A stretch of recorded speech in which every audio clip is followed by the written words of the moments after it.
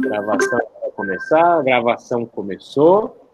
Então, oficialmente, começando aqui, do Rimabaim, bem-vindos, bem-vindas, aí a nossa noite especial.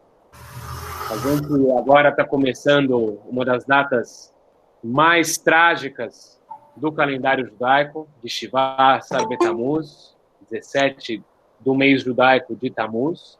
O Rava vai trazer um pouco na fala dele questões relacionadas a essa data, mas fica difícil dizer que não é uma alegria, né, tê-lo aí conosco essa noite, Rabino Saul, que é paulista, paulista da Gema, né? Estudou ali na Yeshivat Har Etzion, no Gush, né? Teve colegas cariocas na Yeshiva. O Rabino Rony estava lá contigo na mesma época? O Rabino Rony Hadid estava comigo, depois do Rabino Rony, Gurvitz e o Rabino Rav. Eu estava pensando no Rav Rony Hadid mesmo. No Rav Rony, sim. Ele era mais velho que eu, alguns anos, mas a gente teve uma Hafifá, convivemos juntos na Yeshiva. E a fé, meu. E assim, depois o Rav voltou, né? Foi ordenado rabino lá para Rabbanut Rashit, voltou para o Brasil, e eu tive o prazer de conhecer o rabino quando eu estudava na Yeshiva Gvoá, quando a Yeshiva Gvoá ainda era em Cotia. O Rav Saul era rabino da Yeshiva Techonit, e era muito bonito de se ver lá o convívio, né? E inclusive, não tem dúvidas que muitos dos Bahurim daquela época acabaram indo para o Gush para tentar seguir os passos do Rav. Né? Depois o Rav também foi diretor da escola das minhas filhas. Né? Depois eu fui cliente do Rabino Saul, quando as minhas filhas estudaram no Yavne, né? E foram ótimos anos, a gente tem ótimas lembranças. Coisa impressionante que até minha filha mais velha, ela tem só 8 anos, né? Ela saiu de São Paulo com 4, e mesmo assim ela ainda lembra das amigas e de muitas experiências que ela teve no Yavne, né? Que o Rabino Saul dirigiu aí por mais de 10 anos, certo, Rabino? Sim. E depois eu também fui agraciado que o Rav foi rabino da minha Keilah em São Paulo, da Keilat Mizrahi, né? Foi Rav de outras Keilah também, e hoje é Rav do Minyan Israel, que é o antigo Minyan do Bnei Akiva Jardins. E muitas outras coisas muito importantes, né, que não dá para resumir tudo ali nesses 5 minutos iniciais, mas realmente um grande privilégio, um grande prazer ter o Rav conosco essa noite. E aí o que eu vou pedir para o Rav começar, como a gente pede para todos os nossos convidados, é que ele compartilhe de alguma consideração que ele teve esses dias, pode ser relacionado à data de hoje, a Parashá da semana, pode não ser, coisa muito livre, só para a gente aquecer os motores. Eu, inclusive, vou interromper o compartilhamento da tela, porque hoje a gente não tem nenhum slide específico, a gente fica aí mais à vontade, cara a cara. Muito bem, Rav, o microfone é seu, fica à vontade. Bom, muito obrigado. Primeiro, muito obrigado pelo convite. Realmente é uma honra, um prazer poder falar com a comunidade, em primeiro lugar, a comunidade do Barilã. Eu sou um admirador de muitos anos da Escola Barilã, no Rio de Janeiro. A gente, antes de começar agora a nossa apresentação, estávamos falando um pouquinho sobre os resultados da escola, e eu, talvez mais de 30 anos, de uma forma ou de outra, acompanho esse farol que é o farol do judaísmo, na minha opinião, no Rio de Janeiro, com toda a riqueza de famílias, com toda a riqueza de eventos e tudo aquilo que acontece, vamos dizer assim, na órbita dessa grande instituição que é o Barilã, junto com o Bnei Akiva do Rio de Janeiro, o Kollel do Rio, enfim, são as instituições irmãs que, na minha opinião, fazem o judaísmo do Rio um judaísmo tão intenso, tão forte, com tantos resultados. E então, assim, em primeiro lugar, muito obrigado, André, pelo convite. Moré André, que faz um trabalho, assim, realmente muito, muito bonito.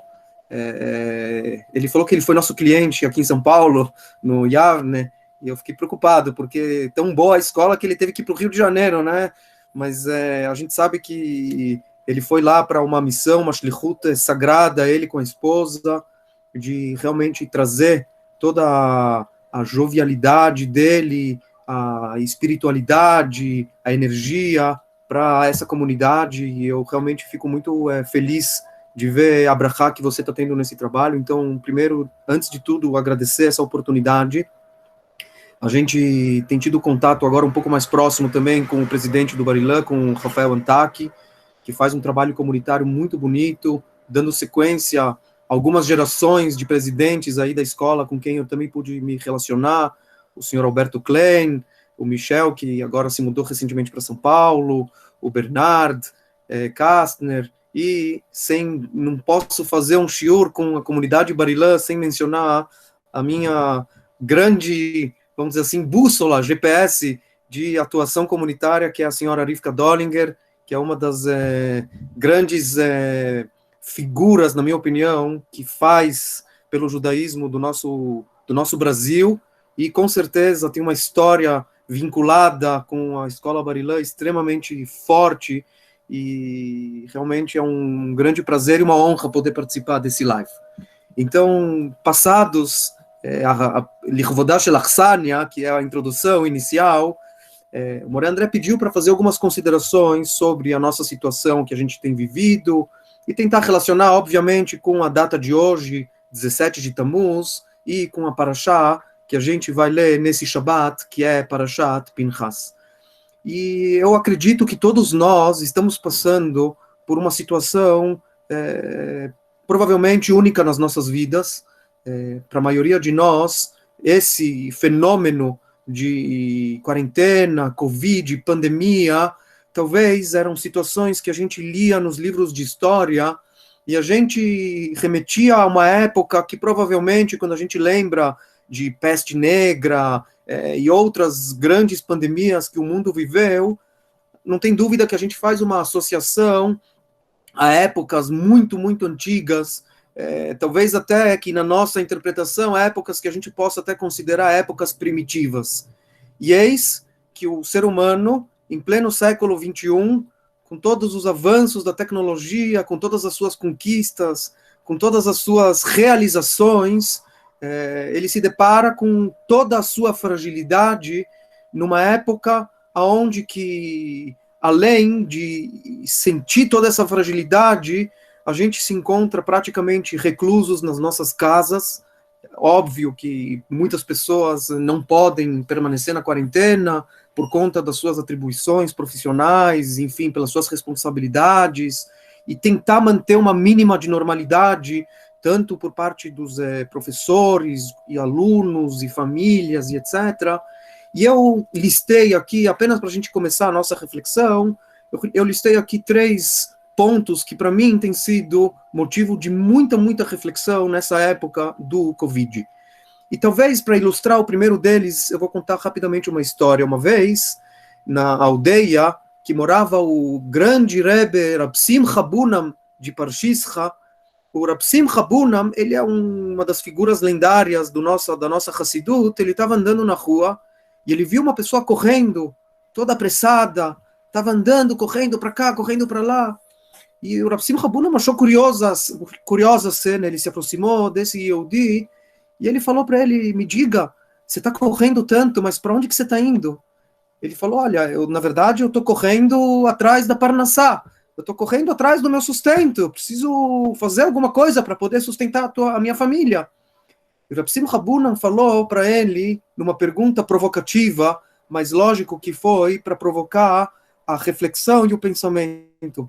Disse o Rab Simcha Bunam: mas como você sabe se você está correndo na direção certa? Como você sabe se você está correndo na direção certa? Óbvio que cada um de nós tem não só a obrigação e a responsabilidade, tem o dever de correr atrás das coisas, dos nossos objetivos e dos nossos sonhos nas nossas vidas. E eu sinto, olhando para os últimos, talvez, 20, 30 anos, o mundo, ele vive numa velocidade frenética, numa velocidade de correria quase que galopante. Eu, realmente, como o Moré André citou, eu estudei na Yeshiva em Israel nos anos 90, e naquela época, eu lembro que a Yeshiva começou um projeto novo, que era um projeto de mandar e-mails para as famílias, para mandar um Dvar Torah semanal. Estou falando no começo dos anos 90, em 92, 93. Isso daqui foi uma revolução. O e-mail, nos anos 90, era uma revolução. Logo que eu voltei da Yeshiva para o Brasil, a gente tinha um computador, tinha um modem, e eu recebia toda semana um Dvar Torah por e-mail do Rav da Yeshiva. Isso daqui, nos anos 90, era uma revolução. E, a partir disso, eu posso estar falando, e as pessoas que são mais jovens do que eu podem pensar, poxa, esse rapaz, ele é um pré-histórico. Mas as pessoas um pouco mais velhas que acompanharam toda essa transformação sabem o que significa ter um e-mail, né, ao invés de um fax ou de um telégrafo que a gente usava no passado, você tem um e-mail que foi uma revolução. E lógico, se a gente trouxer para a nossa realidade de hoje, dos nossos dias, de um WhatsApp e de um Instagram, de um Facebook, etc., o mundo, ele vive um ritmo frenético. As pessoas, elas estão simplesmente se atropelando, e me parece que essa quarentena do Covid, essa primeira reflexão que eu queria trazer, ela simplesmente, ela deu talvez uma rasteira em todos nós. A pergunta do Rav Simcha Bunim, estamos tão frenéticos correndo atrás, será que a gente está correndo na direção certa? Será que a gente está olhando para aquilo que realmente importa nas nossas vidas, que é a Mahut, que é a essência do tempo que a gente tem nesse mundo, como que a gente está gastando, aonde que a gente está investindo esse tempo, as nossas relações. E me parece que a primeira reflexão que eu trago em relação ao Covid é sobre Mahut, sobre a essência, e na sequência eu vou também tentar relacionar isso daqui um pouquinho com a data de hoje, com Shiva Asar, Betamuz, com o dia 17 de Tamuz. Então não tem dúvida que o que a gente está vivendo agora é um momento de ruptura, é uma ruptura muito, muito grande com os padrões. As pessoas que escrevem, futuristas, isso daqui é uma terminologia que eu conheci há pouco tempo, futuristas, pessoas que fazem prognósticos do futuro, ninguém sabe o que a ruptura do Covid-19, que a gente está vivendo no ano de 2020, vai trazer para a humanidade, do ponto de vista econômico, do ponto de vista social, do ponto de vista das macroestruturas, do ponto de vista político, e não tem dúvida, do ponto de vista espiritual. E eu acredito que isso tem sido uma grande, grande, grande mudança e uma provocação muito, muito grande na maioria das pessoas, que é pensar um pouco mais sobre a Mahut, sobre a essência. Então essa talvez é a primeira reflexão que eu trago sobre o Covid. A segunda reflexão é, se a gente pudesse agora fazer um pequeno exercício, parar durante 10 segundos e nos projetar para Rosh Hashanah do ano passado. Vamos voltar 8 meses no tempo, vamos perante Deus rezar o que a gente vai pedir esse ano para o próximo ano 2020, Tafshin Pei. O que a gente vai rezar para Deus no Rosh Hashanah? Quem de nós podia imaginar que o mundo estaria passando por essa situação? E toda hora todo tempo que eu penso nisso, eu volto num dos psukim que a gente menciona muitas vezes nas nossas orações, tanto de Rosh Hashanah quanto de Yom Kippur, que fala Tole Eretz al Belimah, que Hashem, ele Tole Eretz, ele prende o mundo al Belimah, sobre nada, a órbita da Terra, o planeta Terra dentro do universo, ele está simplesmente, lógico, a gente sabe que tem as leis gravitacionais e as constelações e etc., mas o planeta Terra, ele está sustentado simplesmente em nada. E de repente o homem, o ser humano do século 21, percebe o tamanho da sua fragilidade, o tamanho de que aquilo que ele talvez se apoia na sua vida, que por mais forte que ele possa imaginar e por mais seguro que ele possa se sentir, de repente vem um Covid e mostra para ele a sua grande fragilidade. E talvez a ideia é que o homem, ele tem a obrigação de lutar pela sua sobrevivência, como eu mencionei no início. A Kadosh Baruch Hu, Deus, ele ordenou o homem na sua criação, leovdá ou leshomrá. Você está nesse mundo para desenvolver o mundo, para habitar ele. Você está nesse mundo para descobrir, para fazer as grandes invenções, as grandes transformações, a tecnologia. Tudo isso daqui é extraordinário, tudo isso aqui faz parte da tua missão nesse mundo. Porém, vem o Covid e ele fala, cadê a tua humildade? Você, ser humano do século XXI, com todas as tuas conquistas, com todas as tuas realizações, aonde está a tua humildade? Você perante a natureza, você perante a sociedade, você perante Deus, perante o seu Criador. E não tem, e eu acho que não é casual que tanto tem se falado nessa época sobre a nova relação do homem ou da humanidade com a natureza, porque justamente talvez isso daqui é uma das grandes lições, é uma lição de humildade que a gente precisa trazer para as nossas vidas.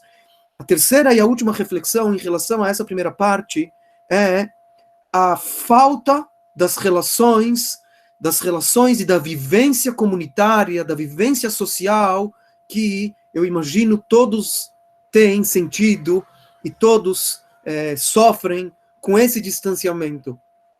Não existe nada que substitui um abraço, não existe nada que substitui um olho no olho, apesar de que a tecnologia nos aproxima, nada troca o calor humano e a experiência de duas pessoas poderem estar juntas, ou de você poder ter um minyan que se reúne numa sinagoga, ou você está com os teus colegas de classe, e a gente sabe, às vezes, os mais jovens se empurram, se brincam, mas isso daqui faz parte dessa intensidade das trocas e da vivência.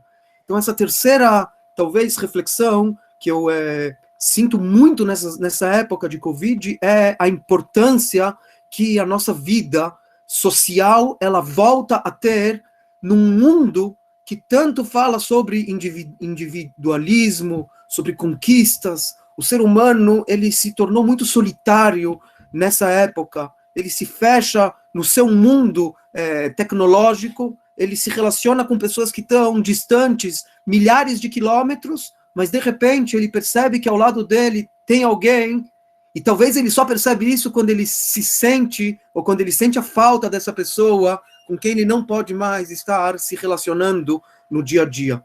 Isso daqui vale para a dimensão da família, isso daqui vale para a dimensão da comunidade, isso daqui vale certamente também para uma dimensão maior, que é a dimensão da humanidade, que é a sociedade como um todo, e de a gente perceber quanto que existe de impacto nas minhas ações para o outro.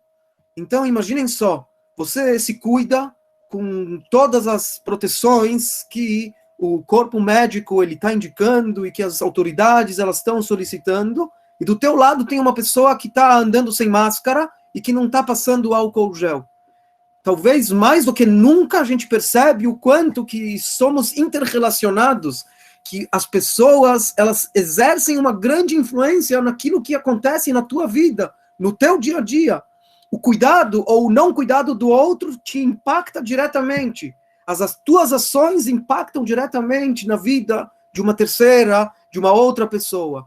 Então a gente se sente muito mais conectados em termos de a falta que essa conexão traz, mas também a responsabilidade que a gente precisa ter em relação a essas conexões e manter elas de uma forma que é uma forma saudável.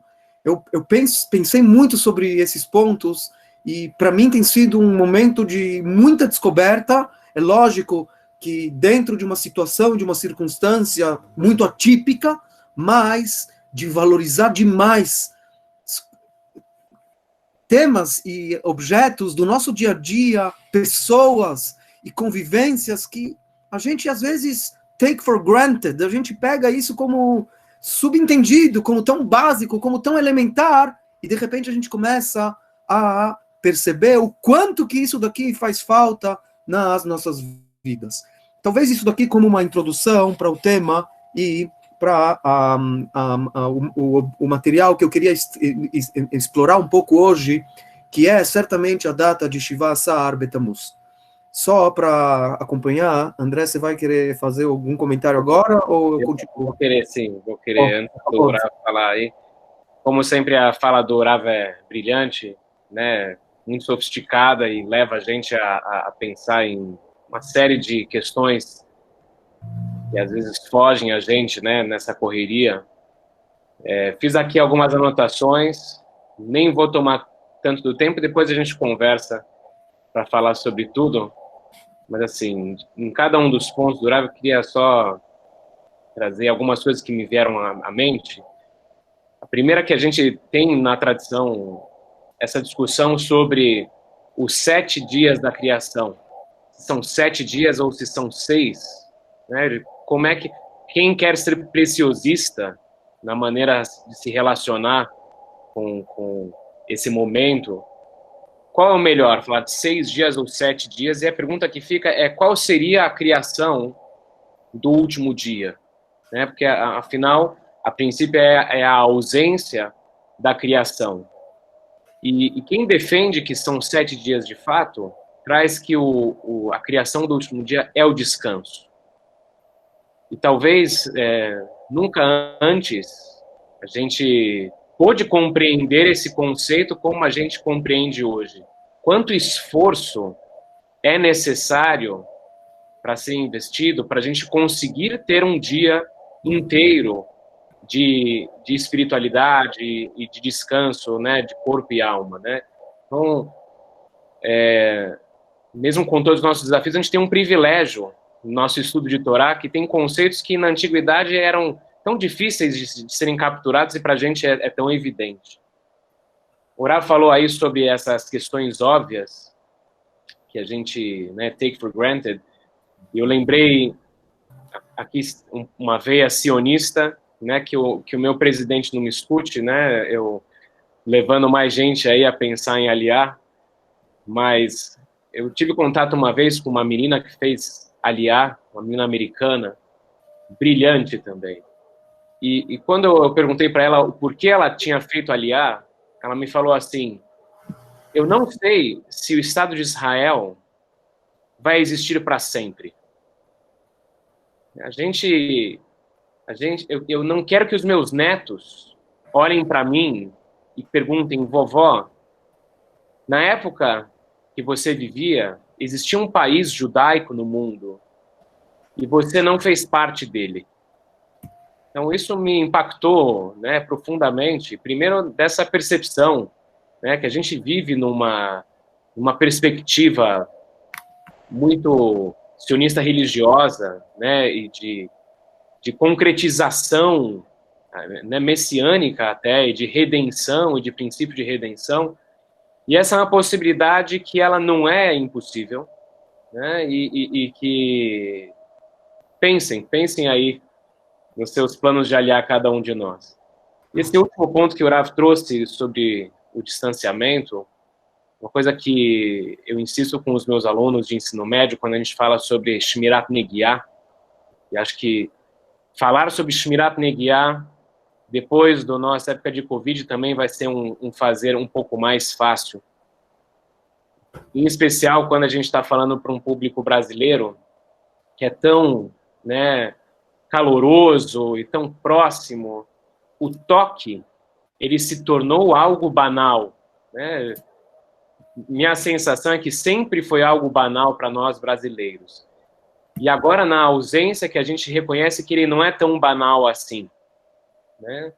Le Havdil, aqui, no show de Torá, falar de um filme de Hollywood, mas me vem à mente, tem esse filme clássico dos anos 90, o Ghost, em que o Patrick Swayze, ele está ali sendo assessorado pela Whoopi Goldberg, né, que é uma mãe de santo, como se fosse.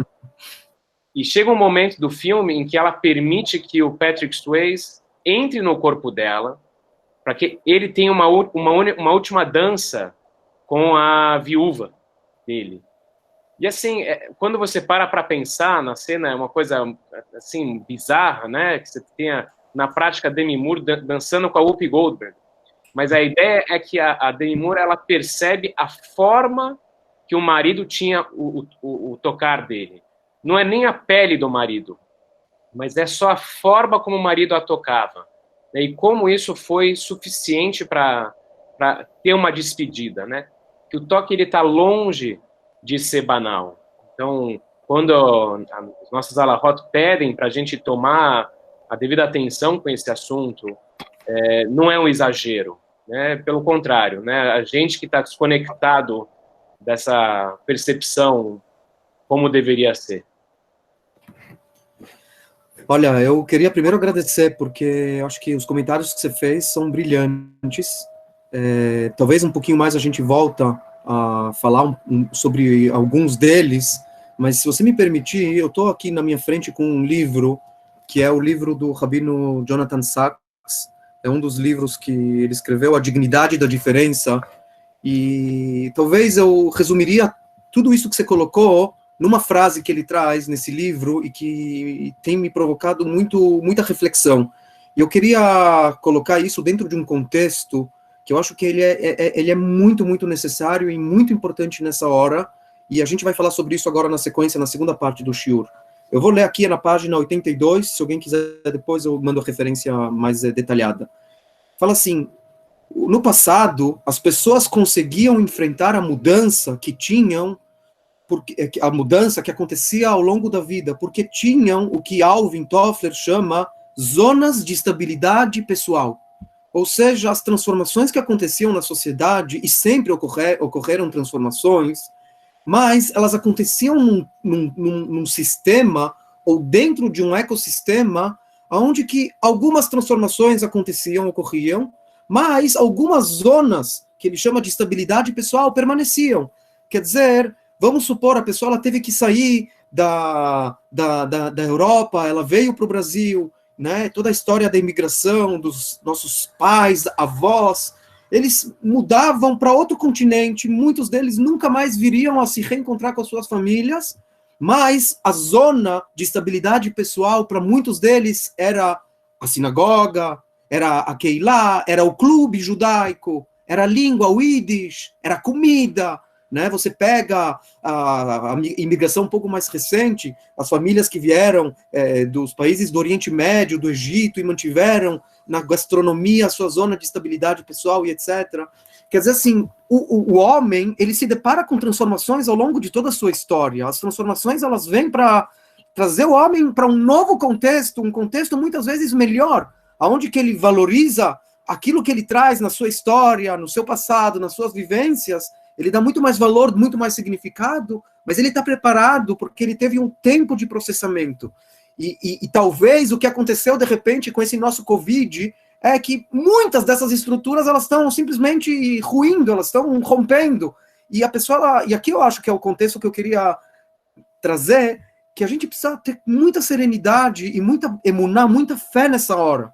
A pessoa não pode entrar em desespero. Eu não li a sequência, mas o Rabino Jonathan Sacks, ele traz isso num contexto de uma sociedade de polarização, uma sociedade de extremismos, uma sociedade de fanatismo, porque quando a pessoa ela percebe que o chão dela está basicamente entrando em ruína, então ele entra numa situação de desespero, ele precisa se prender em algo que dá uma segurança para ele, e muitas vezes esse algo não é algo que a Torá ela quer que a pessoa ela tenha um pensamento harmonioso, as decisões, as metas, os objetivos. Então eu acho assim que na nossa vida a gente tem, como você mencionou antes, a gente tem o Shabat, que ele é um dia que, apesar de nós cuidarmos dele, eu fiquei pensando, puxa vida, o Shabat de repente para mim, que cuido dele, ele passou a ter um outro significado, que, só para mencionar esse ponto, André, você mencionou sobre os 6 e os 7, o Maharal ele fala um insight muito, muito, muito bonito. O cubo é a forma que ela tem 6 faces, né? É uma forma perfeita, é uma das formas perfeitas da matemática. O Maharal ele fala que tem um ponto no cubo que ele é equidistante, que ele é, logicamente, é o núcleo dele, é o ponto central. E se a gente fizesse um paralelo, diz o Maharal, as 6 faces são os 6 dias da semana, isso daqui é o mundo, são os limites daquilo que a gente tem, que a gente vive, e o centro é o Shabat. O Shabat, ele é a Mahut, ele vem ajudar a pessoa, independente da sua fé, da sua crença, ou da forma como ele cuida desse Shabat, mas o Shabat, ele vem trazer para a pessoa um dia onde que ele pode se reconectar de novo com a essência dele. Sabem, eu fiquei muito surpreso, e surpreso positivamente essa semana.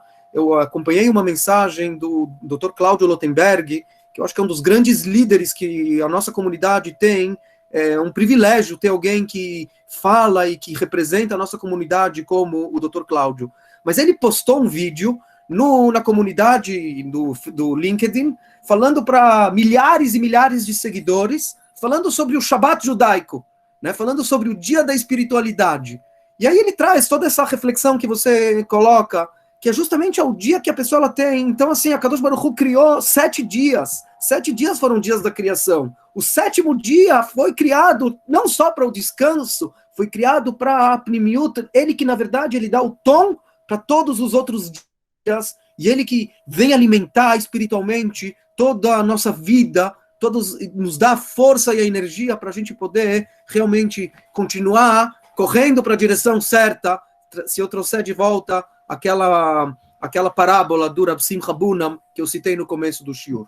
Se vocês me permitirem, eu vou entrar um pouquinho agora no assunto de Shiva Asar Betamuz.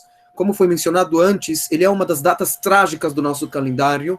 Os nossos sábios, na Masechet Ta'anit, quando eles mencionam os motivos e as tragédias que aconteceram no dia 17 de Tammuz, eles trazem, ao mesmo tempo, as tragédias que aconteceram no dia 9 de Av, que, logicamente, é o dia que, historicamente, nos leva à destruição do Beit HaMikdash.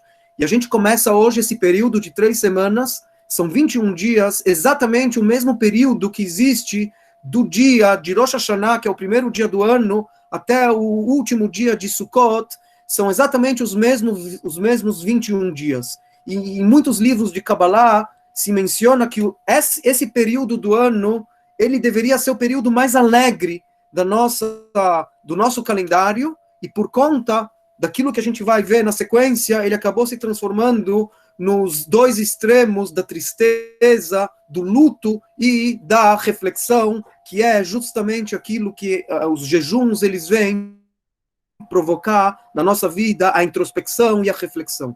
Dizem Chachamim, eu vou ler rapidamente a Mishnah em Masechet Ta'anit.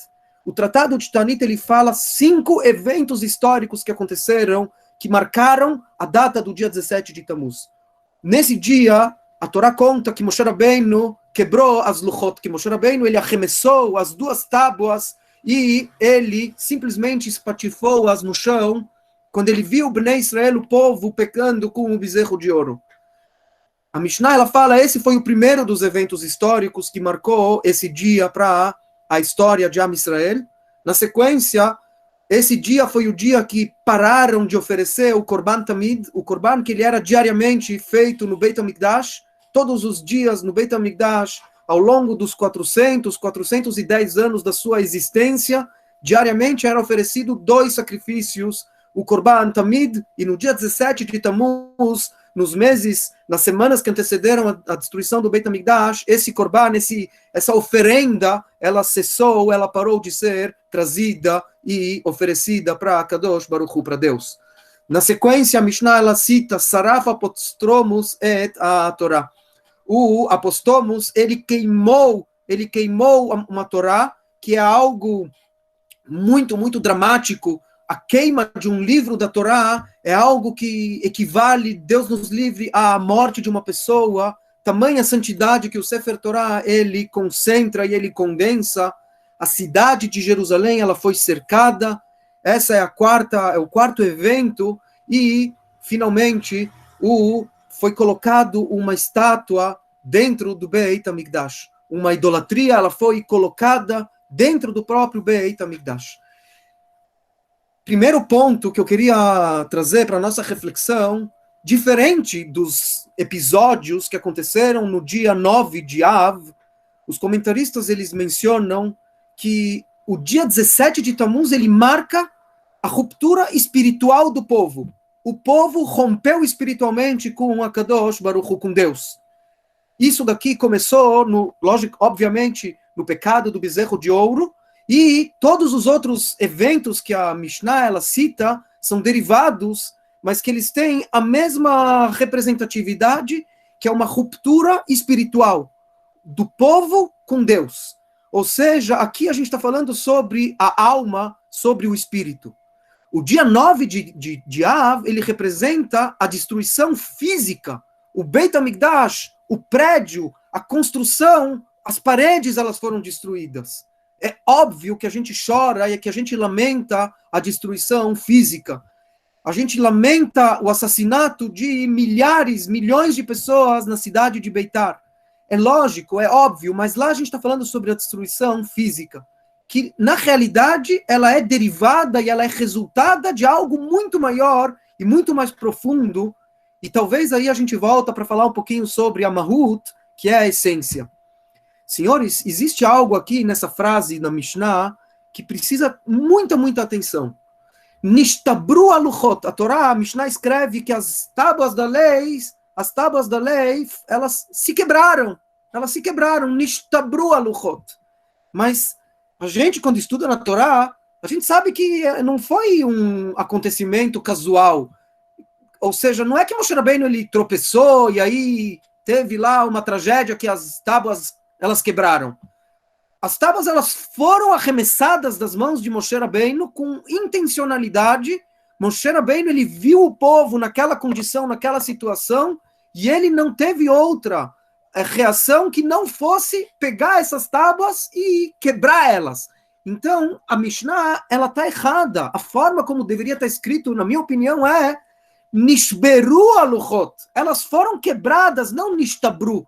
Não que elas se quebraram, elas foram quebradas. E eu queria talvez propor uma explicação que conecta com essa ideia que a gente acabou de mencionar. Na verdade, Moshe Rabbeinu, quando ele viu a situação espiritual do povo, como a Torá fala, que paruahu, o povo ele estava num comportamento de completa depreciação moral espiritual. Paruahu, ele estava totalmente entregue a outros tipos de celebração e comemoração. Moshe Rabbeinu, como consequência disso, ele quebrou as tábuas da lei. Ou seja, é um resultado quase que automático. Era necessário que ele fizesse isso. O povo não merecia mais receber essa Torá. Então, na verdade, a ruptura não aconteceu quando Moshe Rabbeinu quebrou a Torá. A ruptura aconteceu quando o povo, ele caiu na sua espiritualidade, ele perdeu a sua essência de conexão com Deus.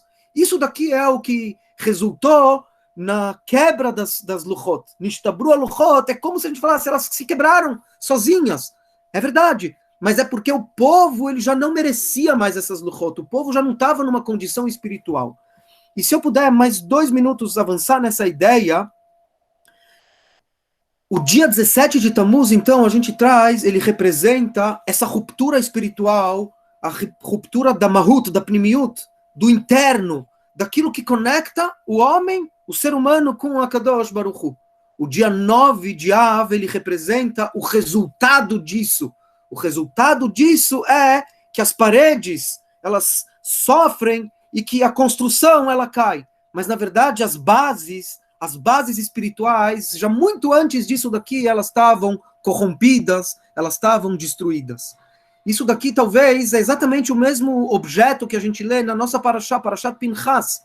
Parashat Pinchas conta dessa degradação moral que o povo, ele foi com as filhas de Moav, disse a Parashá, e aí, na sequência, o que acontece? Uma magueifá, 24 mil pessoas morreram nessa praga, nessa morte que se alastrou de uma forma trágica, dramática. 24 mil pessoas, mas se a gente for analisar bem, essa daqui foi na Torá, em todos os livros da Torá, foi o lugar onde que morreram mais pessoas numa vez só. Nem em Reta Egel não morreram tantas pessoas. No Bezerro de Ouro morreram 3.000 pessoas. Aqui a gente está falando de 8 vezes mais. Porque aqui a degradação moral ela foi muito maior. A degradação moral e junto com ela a degradação espiritual foi muito, muito maior. No Reta Egel, o Bezerro de Ouro, o povo errou as coordenadas, mas a motivação deles era uma motivação, se eu pudesse chamar, entre aspas, uma motivação espiritual. Eles buscaram um Deus, eles buscaram alguma coisa que conectasse eles com a Kadosh Baruch Hu, com Deus. Aqui o povo, ele buscou a desconexão completa com a Kadosh Baruch Hu.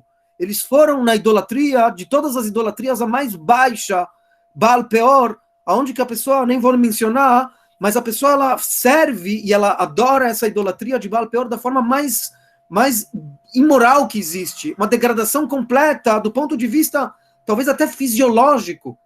E isso daqui, o resultado disso é a morte de 24.000 pessoas. A morte física, ela é resultado da morte espiritual. E só mais um ponto, e aí eu vou devolver para o Moré André. O Maharal de Praga, ele faz uma observação extremamente necessária, eu acho, para esses dias. O Maharal, ele fala, a Gemara conta que no primeiro Beit HaMikdash, o primeiro Beit HaMikdash ele foi destruído porque o povo transgrediu os três pecados capitais. Os 3 pecados que a Torá ela fala que a pessoa ela tem que estar disposta a entregar a sua própria vida antes de transgredir esses pecados. Idolatria, imoralidades e assassinatos, shfichut damim. Isso daqui foi o pecado do primeiro Beit HaMikdash. E no segundo Beit HaMikdash, pergunta a Gemara, mas eram pessoas que cumpriam a Torá, eles estudavam a Torá, eles eram observantes e etc. Por que foi destruído? Porque tiveram sinat hinam, um ódio gratuito. Pergunta ao Maharal, o que significa? Porque o primeiro Beit HaMikdash, justamente esses 3 pecados levaram à destruição, e o segundo Beit HaMikdash, que aparentemente parece algo muito mais simples, o ódio gratuito, a pessoa não necessariamente ela precisa morrer por isso, e mesmo assim teve a destruição do Beit HaMikdash, e não só isso, o Beit HaMikdash, o segundo, até agora não foi reconstruído, quer dizer, a destruição dele é uma destruição que nos atinge a cada dia da nossa vida, na vida que a gente tem nos nossos dias. A explicação para isso, ela é extraordinária. O Maharal, ele fala, o primeiro Beit HaMikdash, Deus se revelou para o homem. Hashem, ele trouxe a Shekhinah, a sua presença, Hashem, ele trouxe a presença para esse mundo. A gente sabe, desde a inauguração do Mishkan, quando veio o fogo divino e queimou os korbanot, Deus, ele se faz conectar com esse mundo. Então, para tirar Deus desse mundo, é necessário a transgressão dos 3 grandes pecados capitais. Cada um desses afasta Deus desse mundo, traz Deus de volta, que veio para a sua jurisdição, que é a jurisdição dos céus, jurisdição celestial. Diz o Maharal, o primeiro Beit HaMikdash, a essência dele era algo que vinha de cima para baixo. O segundo Beit HaMikdash, ele era algo que vinha de baixo para cima. O povo se mobilizou. O povo ele se reuniu para poder construir esse Beit HaMikdash. Né? Quando você falou sobre a construção do Estado de Israel nos nossos dias, as pessoas resolveram, obviamente com a brachá de Hashem, mas elas pegaram a história nas mãos e decidiram que elas vão recomeçar um processo de povoamento e de reconstrução do Estado de Israel moderno. Diz o Maharal, o segundo Beit HaMikdash, ele é um processo totalmente diferente, ele vem de baixo para cima. Talvez por isso, fala o Maharal, o primeiro templo, ele tinha um conceito que se chama profecia, que Hashem se comunica com o homem, se conecta com a humanidade. No segundo Beit HaMikdash já não existe mais a profecia. Existe os sábios de Israel, Anshei Knesset Agdolah, existe o estudo da Torá, e existe algo muito mais poderoso do que a profecia, que é a Tfilah. Foi nessa época que foi estabelecido o conceito, a instituição sinagoga, a instituição reza, a grande e monumental instituição que se chama Sidur. Foi naquele momento em que começaram a criar esses rituais. Ou seja, o homem buscando se conectar com a Kadosh Baruch Hu. Fala o Maharal, essa conexão ela acontece através de um organismo. Esse organismo, essa entidade se chama Knesset Israel. esse daqui é o veículo que promove e que provoca a conexão do homem, da humanidade, com Deus, com o mundo celestial. Sinat Hinam, ele rói, ele destrói as bases dessa entidade que se chama Knesset Israel. E por isso que o segundo Beit HaMikdash ele é destruído por conta de Sinat Hinam. Porque toda a essência desse Beit HaMikdash é o homem buscando, talvez eu vou usar uma palavra que não é muito apropriada, mas uma comunhão com os seus semelhantes, e através dessa comunhão, dessa união, dessa fraternidade, dessa congregação, o homem se conecta com a Kadosh Baruch Hu. E quando para de existir essa reunião, essa comunidade, porque as pessoas começam a se odiar, então esse Beit HaMikdash simplesmente ele é destruído. É uma consequência, é um derivado automático. Quando você perde a essência, a forma, o físico, ele simplesmente ele deixa de ter significado. Ou seja, o dia de Shiva Asar Betamuz é um dia muito importante para a gente trabalhar nessa essência de conexão, nessa essência de reaproximação. Primeiro, se reaproximação com os nossos semelhantes. Segundo, uma reaproximação com a Kadosh Baruch Hu. Nesse momento em que a gente consegue reatingir essa reconexão, me parece que a sequência é que a Kadosh Baruch Hu, ele traz o Beit HaMikdash para os nossos dias. Mas, em primeiro lugar, a Pnimiut, a Mahut, a essência, ela precisa estar reestabelecida. Vou devolver, então, agora para os teus comentários, que com certeza vão acrescentar aí bastante. Fala, Kavod. Bom, primeiro que eu não posso deixar de mencionar que quando o Rav falou sobre a possibilidade de Moshe ter ali tropeçado, né, falando de Nishtabru, uma coisa tão casual, não consegui não pensar em Mel Brooks, né, trazendo 3 tábuas da lei e declarando ali os 15 mandamentos, tropeçando, e aí tendo apenas 10, né, para entregar para o pessoal. Claro que é uma cena, assim, que de todas as formas contradiz o relato do texto, né, mas acho interessante, né, e até realmente tem uma provocação do Mel Brooks, não podia ser diferente, né, do que será que faltou para a humanidade, né, chegar no seu apogeu. Será que faltaram 5 mandamentos? Enfim, heresias à parte, minha formação inicial ela é de design. Então, sempre quando chega a Shiva Asar Betamuz, e a Mishnah que o Rav trouxe, eu não consigo deixar de pensar que cada um desses 5 motivos para Shiva Asar Betamuz, eles são extremamente icônicos, né? Essa iconografia judaica. Então, se a gente for pensar um pouquinho sobre os símbolos que a gente vê adornando a paróquia ou os vitrais das sinagogas, de certa forma, cada um desses motivos traz ali uma imagem muito forte, muito, né, icônica, muito simbólica, né? A gente tem as tábuas da lei, a gente tem a Torá que foi queimada, a gente tem a muralha de Jerusalém que é cercada, até ilustrou aí a chamada para a aula de hoje. A gente tem o edifício do Beit HaMikdash e o Rubim, que foram ali, né, diante deles colocado uma idolatria, e de uma forma menos direta, mas ainda muito visual, a gente tem o Corban.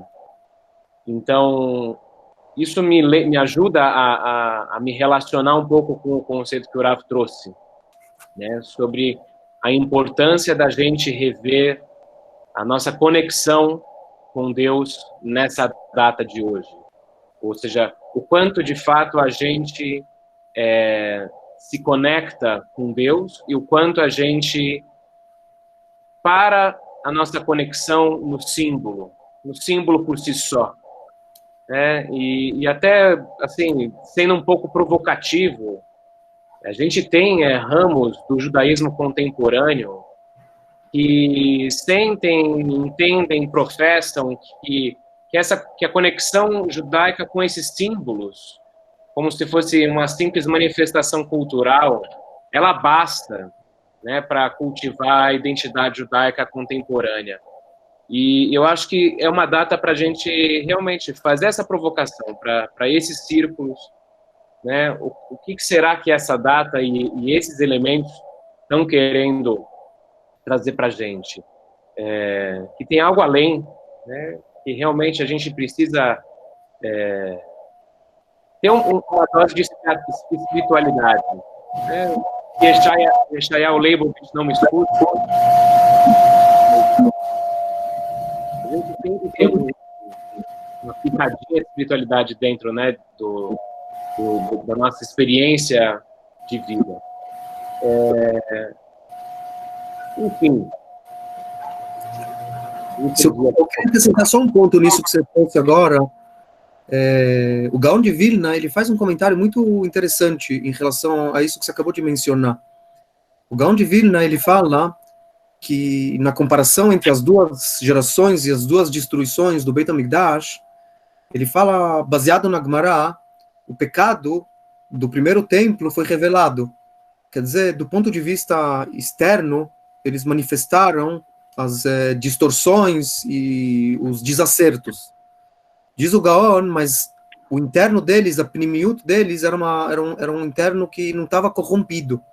Por mais que externamente eles manifestaram transgressões, a conexão que eles tinham com Deus, ela não estava corrompida. E, portanto, diz o Gaon de Vilna, portanto, a Galut, o exílio que eles precisaram passar para espiar essa situação, foi um exílio de somente 70 anos.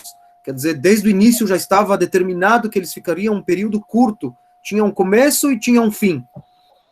Porém, diz o Gaon, que o segundo templo, apesar de eles serem pessoas extremamente observantes, como a gente sabe, a Gemara relata isso daqui a fundo, o estudo da Torá, como que ele era super cuidadoso com todos os detalhes que as pessoas elas tinham, diz o Gaon, mas o coração dele estava corrompido. Alguma coisa lá dentro não estava bem equacionada. E isso daqui foi a causa da Sinat Hinam. A gente sabe, geralmente uma pessoa, quando ela vem para o outro com uma carga de raiva, Deus me livre, com ódio, é porque alguma coisa dentro dela não está bem. Geralmente o dentro dela não está bem. E isso daqui, diz o Gaon de Vilna, é um trabalho muito mais difícil, muito mais desafiador. E por isso que a gente está há 2000 anos nessa galut tão longa, porque é lá dentro que a gente tem que mexer. E é lá dentro que a gente tem que transformar. E se você me permitir, eu queria só mencionar, esse trecho é um trecho que eu proponho em algum momento vocês, quem não conhece, lê dentro, porque eu acho que, na minha opinião, um dos textos mais importantes que eu já vi, de quase todos os livros que eu tive a oportunidade de estudar, é a introdução do Netziv de Volozhin, o Rabino Naftali Tzvi Yehuda Berlin. Ele era o Rosh Yeshiva na Yeshiva de Volozhin. Está em casa, Marina. Ele foi um dos rabinos do Rav Kook. O Rav Tzvi Yehuda, o filho do Rav Kook, recebeu um nome também em homenagem ao mestre dele, ao Naftali Tzvi Yehuda, o Netziv. Na introdução dele do Humash, ele fala sobre a destruição do segundo Beit HaMikdash. E ele fala sobre o fanatismo religioso, que é o tema que o Rabino Jonathan Sachs ele aborda nesse livro, A Dignidade da Diferença. Mas ele fala como que as pessoas chegaram num ponto tal de a certeza absoluta de que a forma que eles servem a Deus, essa é a forma correta, e que não existe nenhuma outra possibilidade, nenhum outro caminho. E eu preciso garantir a salvação da tua alma, te impondo que você precisa servir Deus exatamente como eu faço, exatamente dentro das mesmas regras, vestindo as mesmas roupas e comendo a mesma kashrut. E se você tem qualquer desvio, qualquer distorção, o teu caminho já não é um caminho bom. E o Rav Naftali Tzvi Yehuda, ele escreve, Tzadikim Kaeilu, pessoas piedosas como essas, Eina Kadosh Baruch Hu Sovaltan, Deus não aceita, não aguenta, pessoas que são tzadikim nesse ponto, que precisam impor a verdade deles sobre o outro, ou seja, demonstrando que o trabalho é um trabalho muito mais interno, um trabalho muito mais profundo, e com certeza, acho que a gente pode chamar a máxima do Rav Kook nesse momento. O Rav Kook, ele falou uma frase extraordinária. Disse o Rav Kook, falou, Eu não conheço o termo Ahavat Hinam, amor gratuito. Eu não tenho que amar o outro gratuitamente. Eu amo cada ser humano, eu amo cada pessoa porque eu vejo nela uma fagulha divina, algo que eu consigo perceber a espiritualidade e eu consigo observar nela o fragmento divino que existe dentro dessa pessoa. Então isso aqui não é um amor gratuito. Falar de Ahavat Hinam é estranho. Se eu consigo observar o sagrado que existe no outro, eu tenho que amar essa pessoa. Mas eu conheço sim Sinat Hinam, que é o ódio gratuito. Isso daqui, diz o Rav Kook, isso daqui existe. É você olhar para o outro e transferir os teus sentimentos, as tuas frustrações, as tuas decepções, você, Chaz Shalom, olhar para o outro e transferir isso daqui para ele.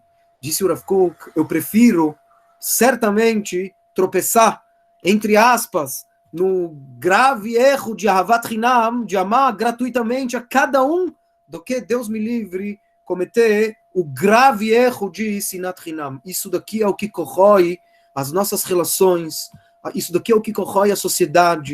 A gente vê isso daqui claramente no Covid. Uma pessoa que entra num ônibus contagiada, ela está matando, Deus me livre, todo mundo que está lá dentro. Isso aqui é Sinat Hinam. Isso daqui é a pessoa não se importar com o outro. Uma pessoa que não se cuida na sua forma de falar, de tratar, isso daqui é Sinat Hinam. Essa é a época que a gente tem para realmente se aproximar do sagrado que existe dentro de cada um, reconhecer o espiritual que cada um tem, é um potencial extraordinário.